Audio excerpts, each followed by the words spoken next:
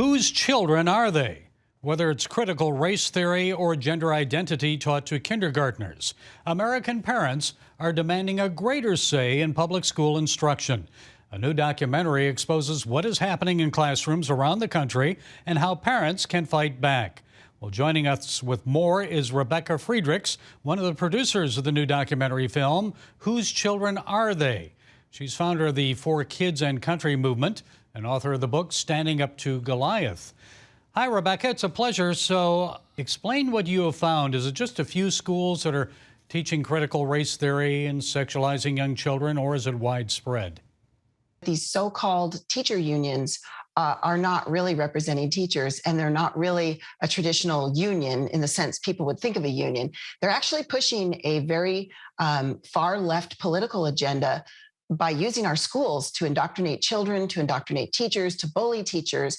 And it's actually the teachers unions, the so-called teachers unions, who are behind the radical sexualization of our children, the critical race theory, the anti-discipline problems, policies that have turned our schools into war zones. You've heard the argument from many educators that critical race theory is not being taught in public schools, and I'm sure many schools don't call it that. So what exactly is being taught?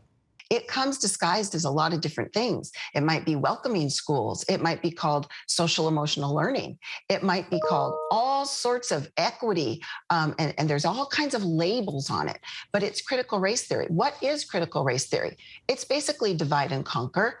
Critical theory is a Marxist idea, and it was brought into our schools through something called the Frankfurt School that started in 1933 at Columbia University and has impacted our teacher colleges nationwide. And critical theory is really divide and conquer. So you can have critical race theory, critical class theory, critical do you wear your mask or not theory, critical vaccination theory. You can divide people on any number of things. And that's what critical theory does. It's absolutely in many of our schools across the nation, and it is part of the corrupted government educational system. So if it's not in your school, it's trying to get into your school. Maybe you have good school board members who are blocking it, but the so-called teacher unions control many school boards. They control the PTA and a lot of other organizations that are involved in our schools. So this is definitely being pushed into our schools. Beware. Well, a lot of people say it's communist influence in our schools, and even the Disney Corporation tried to pressure Governor DeSantis in Florida into reversing a state decision prohibiting the teaching of sexual orientation or gender identity for students in kindergarten through third grade. And I know LGBTQ activists said Florida is forcing people back into the closet. So your thoughts on that? Is this happening beyond Florida? What did you find? Well, it is happening beyond Florida. It's really happening across the world, but definitely all throughout America. The communism, I agree with you 100%. We discussed that in our movie. There were some communist goals that were read into our congressional record in 1963, and we bring up some of those. One of the goals, number 17, was to infiltrate the teacher associations, to dumb down the curriculum on purpose, and to bring socialist and communist propaganda into our schools. So this is definitely what is happening.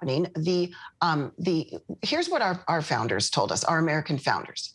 They said the only way to keep a free republic is with a well-educated and moral citizenry that can self-govern.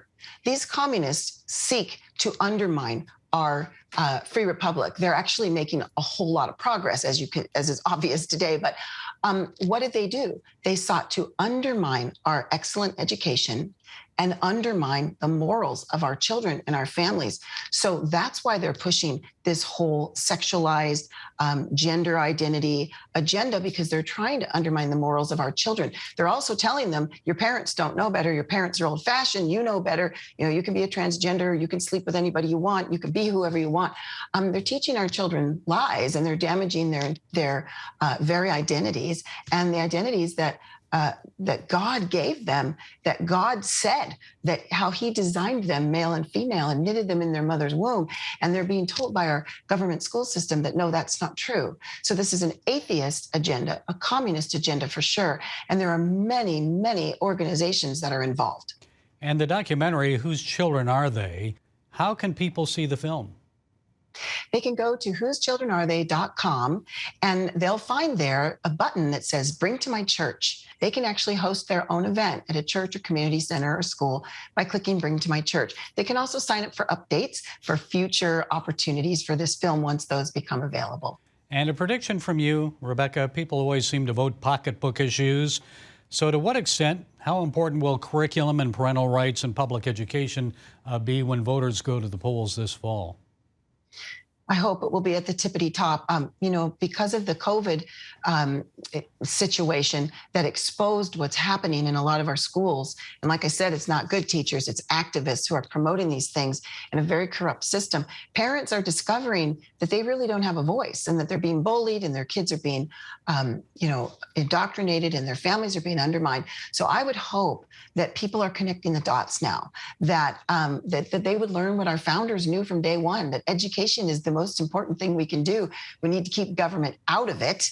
We should be educating our children ourselves in our communities, and government and their unions should not be a part of it. So I'm hoping that this will be at the top of people's minds and that they will start to see the importance of not allowing the government to educate their children, but the importance of them educating their children themselves and with others who share their values. Okay, Rebecca Friedrichs, producer of the documentary film, Whose Children Are They?